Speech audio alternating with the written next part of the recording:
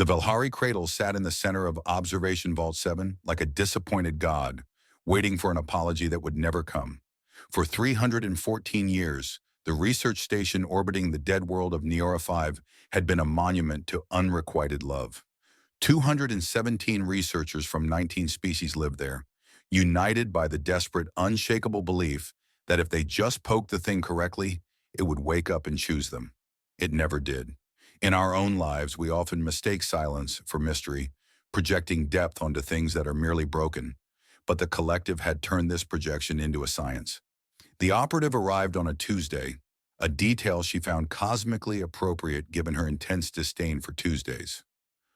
She stepped off the transit shuttle with a single duffel bag and a mandate from the Human Diplomatic Corps that was brutally simple. Go look at the fancy armor, decide if it is worth the budget, and try not to start an incident. She was greeted by Vec Moru, a Thresson scholar who possessed too many limbs and not enough humor. He stood at the docking bay, arranging his 6 legs in a posture of rigid academic formality, clutching a data tablet like a religious text. He was expecting a savior.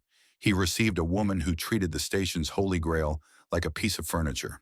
The cradle has rejected 4,232 candidates, Vec Moru intoned, as they walked through corridors that gleamed with excessive funding. He spoke of destiny and worthiness. The operative, however, saw only dysfunction. She knew the history.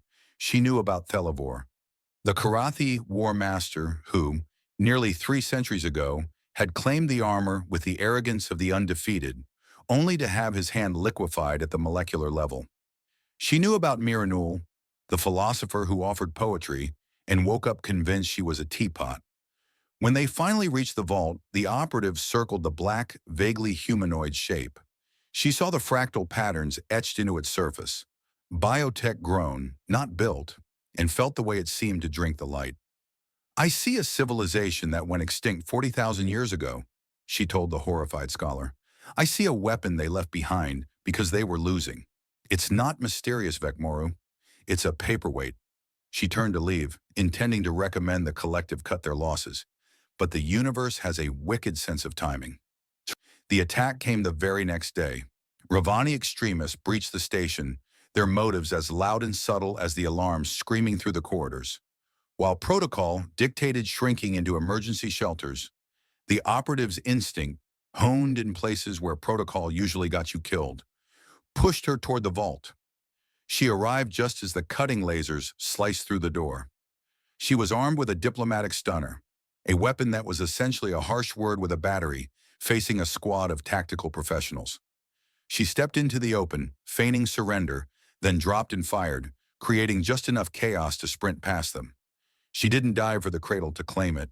She didn't want power. She simply refused to let zealots turn a relic into a nightmare. She slammed her hands onto the armor's surface, intending only to deny them the prize, and the cradle woke up. Bonding wasn't a gentle handshake. It was being rewritten in a language she didn't know she could speak. The operative's vision fractured into geometry. She tasted mathematics. She smelled the concept of velocity. Liquid metal flowed over her skin, finding purchase on her skeletal structure, snapping into place with terrifying intimacy. A presence, older than human history, whispered directly into her mind. Finally, Warren said, sounding almost amused, someone practical. The extremists opened fire, but the operative moved before she could think. The armor, the curator, took over. It didn't make her a superhero. It made her a master tactician. She danced between energy blasts, the suit's kinetic barriers shimmering into existence only when necessary. She disarmed the leader with a twist that shattered his weapon, moving with a fluidity that belonged to a ghost. When the dust settled and the lockdown sealed the vault, the operative stood amidst the groaning survivors, confused and alive. "Why me?" she demanded of the voice in her head. "I didn't ask for this." "That is why," the curator replied. "The Velhari didn't need a hero. They needed a janitor." The revelation was as crushing as it was mundane. The Velhari hadn't left a legacy of glory. They had left a chore list.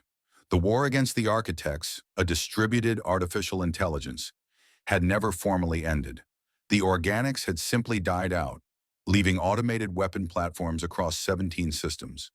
waiting for an off switch that never came.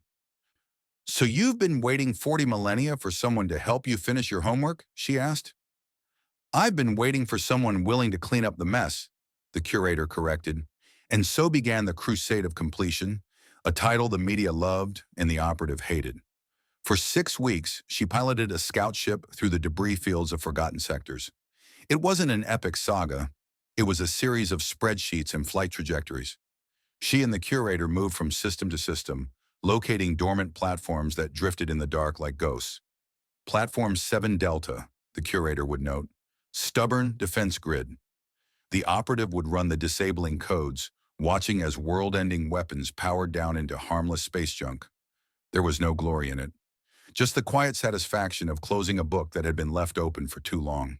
It reminds us that often the most important battles aren't fought with swords, but with the patience to simply finish things.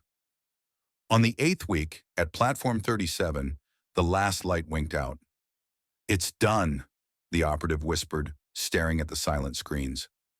"The war is finished," the curator agreed. She returned to the station a legend. Crowds gathered. Vec Moru stood ready to weep with reverence. But as the operative stepped off the ship, she did the unthinkable. She willed the armor to release her. It pulled at her feet, reforming into its empty, silent vigil. "You're returning it?" Vec Moru stammered, his 6 legs trembling. "But you were chosen." "I finished the job," she said, walking past him. That was the point.